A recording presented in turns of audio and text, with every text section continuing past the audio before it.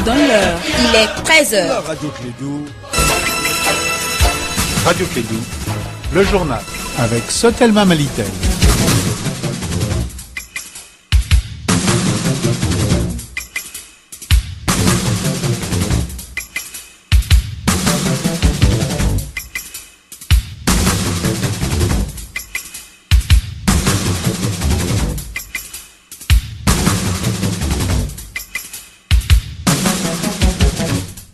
Bonjour à toutes et à tous, il est 13h à Bamako, même heure à Ségou. Bienvenue dans cette édition, la deuxième de Clédou Info, dont voici les titres.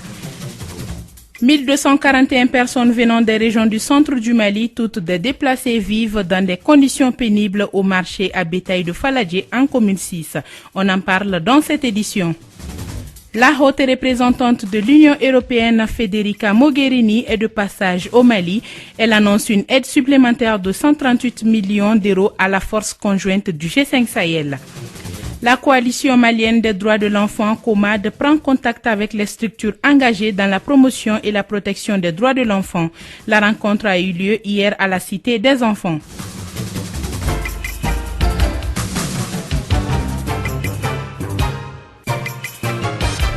Une fois de plus, bonjour à toutes et à tous. Hommes, femmes et enfants, ils sont au nombre de 1241 personnes déplacées du centre du Mali vers Bamako. Cette colonie de déplacement s'explique par l'insécurité qui sévit dans les différentes localités de la région de Mopti. La plupart d'elles sont à Bamako depuis août 2018 et vivent dans des conditions pénibles sous des tentes en cette période d'hivernage. Notre reporter Emma Fifamenounaon a fait un tour au marché à bétail de Faladje. Voici son reportage. Déjà, à l'arrivée, on est accueilli par des tas d'ordures, des mouches, des moustiques, des odeurs insupportables. Dans cette condition insalubre, estimer avoir une bonne santé est impossible. À cause de la crise sécuritaire, ils sont nombreux à quitter Koro, Bankas, Bajangara et Douanzan sans aucun bien. Ils sont venus d'eux-mêmes afin de vivre sous des tentes non appropriées. Ama Diallo, président des déplacés au niveau de Garbal de Faladje Sema. Nous sommes ici depuis août 2018. Nous étions au nombre de 1041 personnes. Hier, tout près, 200 déplacés se sont ajoutés à nous. Avant le mois de Ramadan, grâce à des associations et des personnes de bonne volonté, nous avons reçu des vivres. Mais depuis la fin de ce mois, les gens viennent pour de simples visites. Actuellement, nous avons besoin d'eau, de nourriture, de soins de santé, d'éducation pour les enfants. Si la crise prend fin aujourd'hui, nous retournerons chez nous sans réfléchir.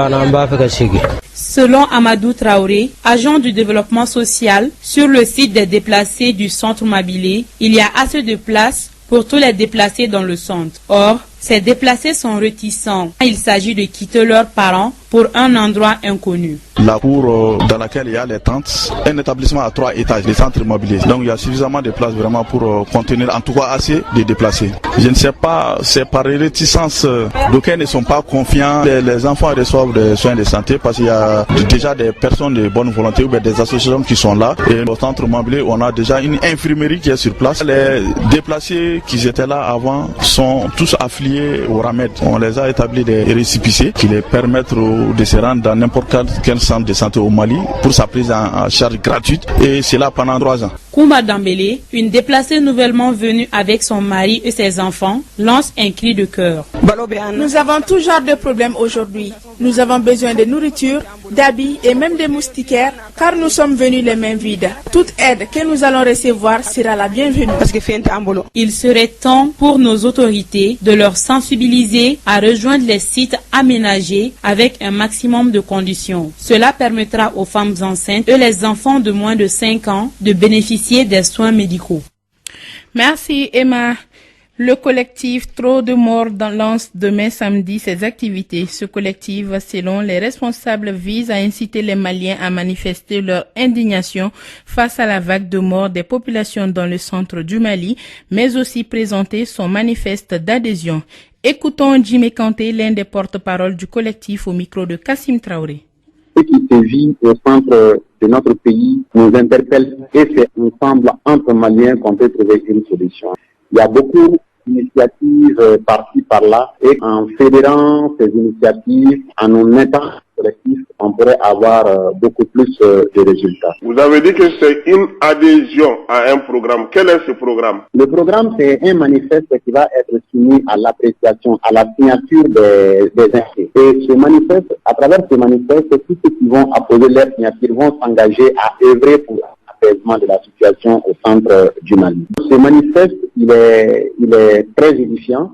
Il interpelle pratiquement tout le monde à une synergie d'action et également à beaucoup d'initiatives pour l'atteinte de ces objectifs. Des fêtières du genre, on en a trop vu dans ces pays. Qu'est-ce qui fera la particularité du collectif Stop Trop de Morts? La particularité du collectif, c'est que nous n'attendons aucun financement d'aucune organisation. Et nous avons vu que les fêtières en la matière, il y a toujours une organisation politique ou il y a toujours une autre idée derrière. Mais cette fois-ci, c'est différent parce que c'est de façon spontanée et aucun membre de ce collectif ne peut vraiment réclamer la paternité de l'initiative. Nous avons été indignés par une situation, nous nous sommes mis ensemble et tout ce que nous sommes en train de mener, nous le menons avec nos propres cotisations. Et vous allez voir le mode d'action choisi aussi et vous allez voir dans les jours à venir que ça pourrait vraiment faire la différence.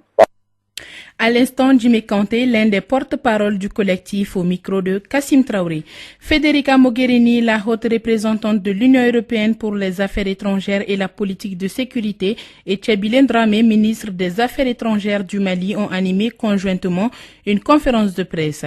Tchébilène Dramé nous parle de la 5e réunion ministérielle entre l'Union européenne et les ministres des Affaires étrangères du G5 Sahel tenue le 9 juillet à Ouagadougou, une rencontre au cours de laquelle l'Union européenne annonce une aide supplémentaire de 138 millions d'euros à la force conjointe du G5 Sahel, y compris la composante police.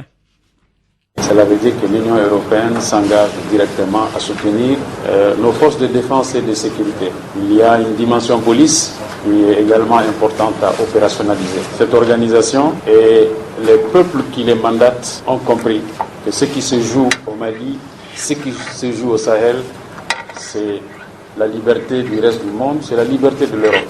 Et c'est pourquoi ils sont engagés à nos côtés. Et nous avons le devoir de mériter cette confiance. D'abord, par notre propre travail d'appropriation interne nationale de nos processus, de notre processus de stabilisation, mais également par la rigueur que nous mettrons dans la conduite de cela et pour mériter leur confiance. Je pense que Madame la haute représentante a reçu hier et aujourd'hui des assurances après les discussions que nous avons eues. Les États-Unis, pour le moment, ne veulent pas soutenir directement le G5 Sahel. Mais les États-Unis, deuxièmement, les États-Unis ont voté la résolution renouvelant le mandat de la MINUSMA. Or, la particularité de cette dernière résolution renouvelant le mandat de la MINUSMA, c'est quoi? C'est inviter la MINUSMA à prendre les dispositions nécessaires pour accompagner les efforts des forces de défense du Mali au centre du Mali. À l'instant, Tchébilène Dramé, ministre des Affaires étrangères du Mali. La haute représentante de l'Union européenne, Federica Mogherini, s'est rendue à Mopti pour constater la situation sur le terrain. C'était aussi l'occasion d'identifier la façon dont l'Union européenne va aider le Mali dans sa coopération. L'appui de l'Union européenne va continuer au Mali, a-t-elle dit devant la presse. Federica Mogherini. J'ai eu la possibilité de faire une visite, comme vous l'avez dit, au centre du pays. Et pour moi, ça a été très important. Premièrement, pour voir et écouter avec propres yeux et oreilles la situation au centre, qui nous préoccupe tous. Mais aussi, j'ai eu la possibilité de rencontrer la communauté du lieu, les membres de la société civile, de comprendre mieux les dynamiques locales, de comprendre mieux le défi, ses multiples formes, et aussi de voir comment, avec les populations locales, mais surtout avec le gouvernement et avec le président, comment on peut rendre le soutien de l'Union européenne au Mali plus efficace dans cette lutte contre le terrorisme. C'est un objectif de justice pour les citoyens de ce pays et de la région. Et nous avons discuté de comment soutenir au mieux, dans une façon la plus efficace possible, l'action aussi du nouveau gouvernement. Nous soutenons beaucoup l'approche d'inclusion, l'approche du dialogue et surtout l'approche intégrée qui vise à avoir un travail sérieux sur la sécurité, mais aussi un travail sérieux sur la justice, sur la lutte contre les impunités.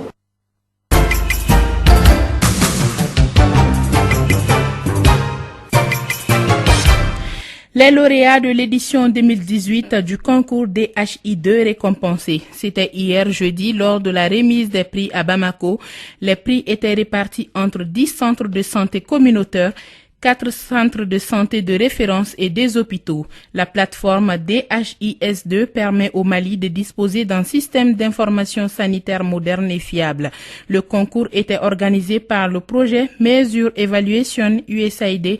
On fait le point avec Fanta Diakité.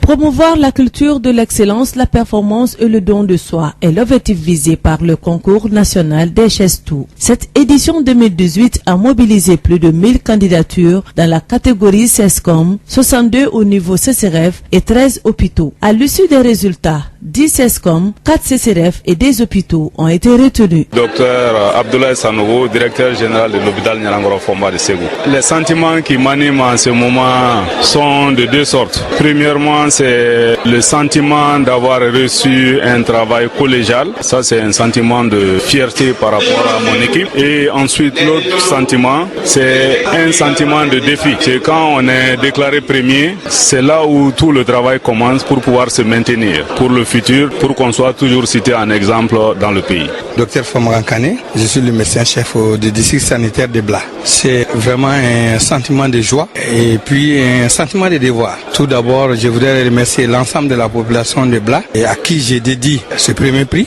L'utilisation efficiente de cette plateforme DHIS2 permet à notre pays de disposer d'un système d'information sanitaire moderne et fiable. Docteur Aminata Traoré, directrice de mesures évaluation de l'USAID. Le projet USAID Measure Evaluation, depuis 4 ans, a accompagné le ministère de la Santé dans le renforcement du système d'information sanitaire et à travers ce renforcement aussi la mise en place du logiciel DHIS2 qui est aujourd'hui déployé dans tout le pays.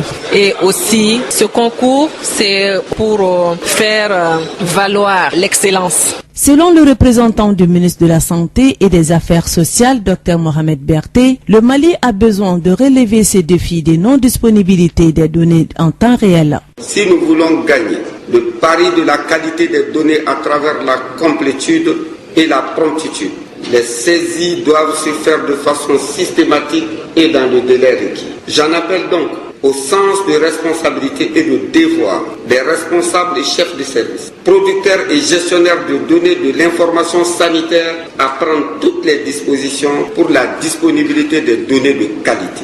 À noter que chaque lauréat a bénéficié d'un lot de matériel informatique. Retenons que cette édition a mobilisé plus de 1000 candidatures dans la catégorie CESCOM, 62 au niveau des CCRF et 13 pour les hôpitaux. L'hôpital Nyarangoro Fomba de Ségou est lauréat. Le CCRF de Bla tient la première place des centres de santé de référence et enfin la première place de la catégorie CESCOM est remportée par Sambaga de Yelemane.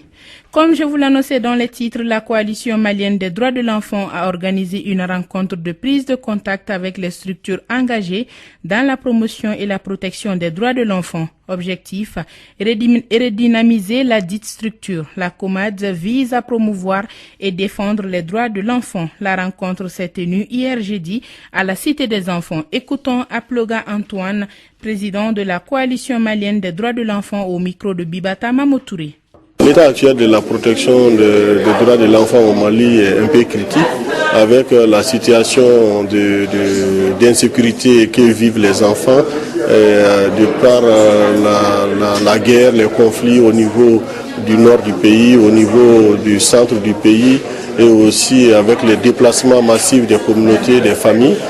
Le Mali vit une situation où la protection a un grand point d'interrogation. La COMAD va d'abord être un interlocuteur pour informer, sensibiliser, fédérer et aussi soutenir les membres pour la réalisation des activités qui peuvent alléger ces souffrances-là à notre communauté. La COMAD elle-même n'est pas un projet. La COMAD est une coordination, c'est une fêtière qui doit aider les structures membres à produire, à réaliser, à soutenir une meilleure protection des enfants à travers le pays.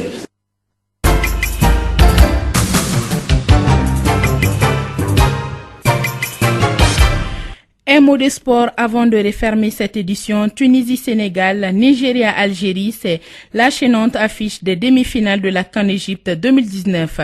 Des matchs à suivre le dimanche 14 juillet à partir de 16h. Gros plan de l'actualité sportive à partir de 7h50 avec Sekou Kone et Nana Samake juste après votre édition chronique Elect en langue française.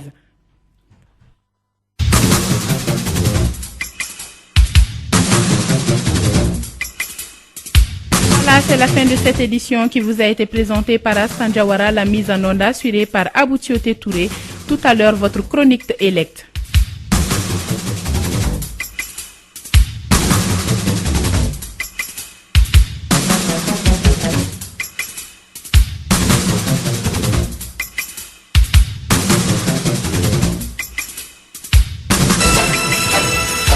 Radio Clédou, le journal avec Sotelma Malitel.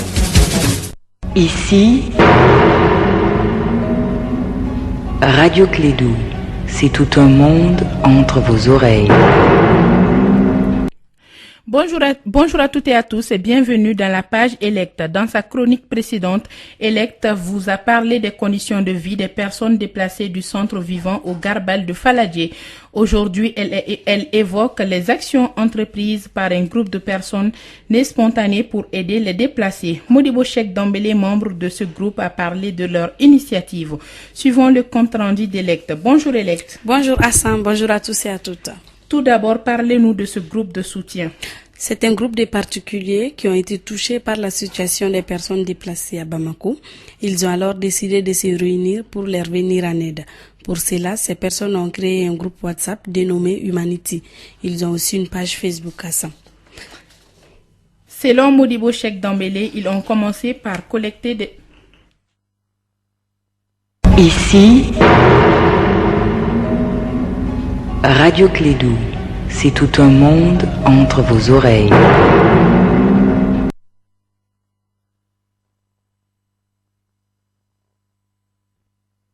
Ici,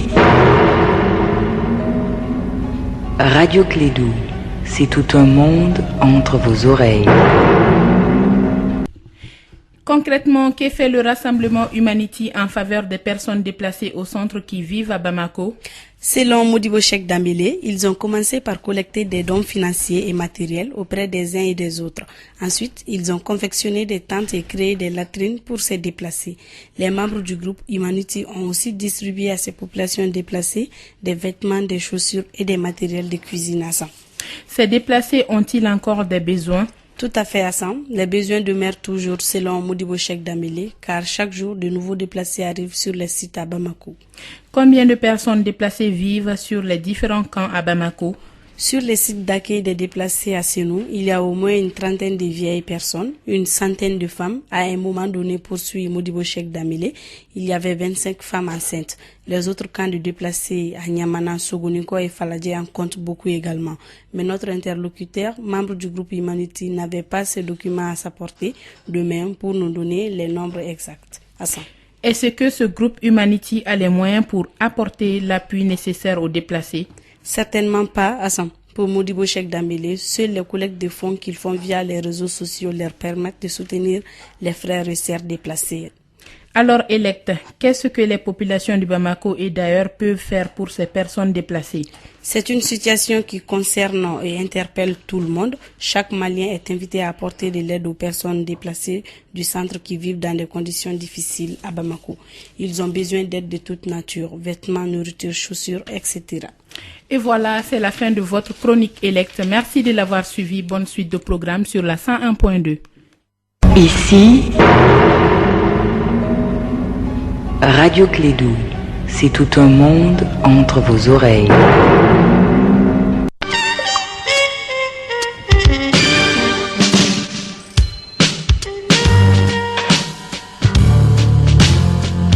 Est-ce que vous saviez qu'il y a des gens qui analysent le sport? Sur Radio Clédou, il y a des journalistes qui vivent et font vivre le sport.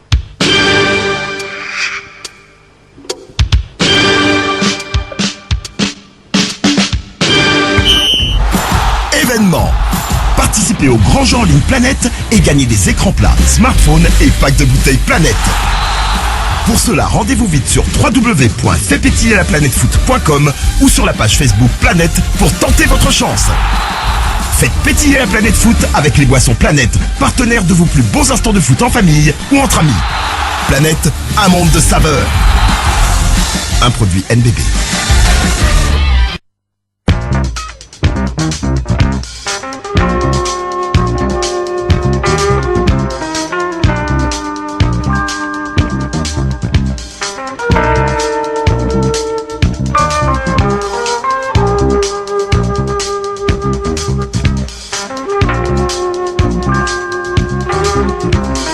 d'Afrique des Nations, Égypte, Samba Flanitan, Ani Konontoni, émission Nabandado Kunafonina, Algérie, Aleni Tunisie, Olu Frala qualifié au Kata demi-finale Kenekan, demi-finale ou Olu Baroboke Dimashido. Ambeto Alibi Coupe d'Afrique des Nations Kenekan, Kafoko, AIPS, Anoé Association Internationale de la Presse Sportive, Olubna Bouyake, journaliste Mounou Mena Baraina, Bao Mounou Kantansro, Olu Kanga la Delifensro Sinisibiri. Ambeta Coupe du Monde Kenekan Brésil Kaoufé Noni Obe Demseon Kofa Mounushi de Teme 100 ans Ani Wulonvla Okan au tirage au sort au Borakake. Ola Salibi Kunafunu Olunu Unasra fait championnat d'Afrique des Nations Chana Rola Bon Konbe Sena Mali Aleni Benenkanga Masranga Show au Ketala. Limano Nimna ke Biclé du Sport ale tabule billet Jumaye joué kalo Clétan Ani Flado Samba Flanitan Ani Kononton Sanga Mukan Ani Flao Daleme Nege Kanya Tan Ani Sabaka Tombouctou Kaou Olufeno Wati Kelen Obesikaso Amafa Bela Jelema Kakao Bisimla Biclé du Sport au Kenekan Abou Chote Tourale Bolobe technique là Aruna Tidjaniba Suleiman Koulibaly Soule Nana Samake Sekou Koneka Kunafonu Nase.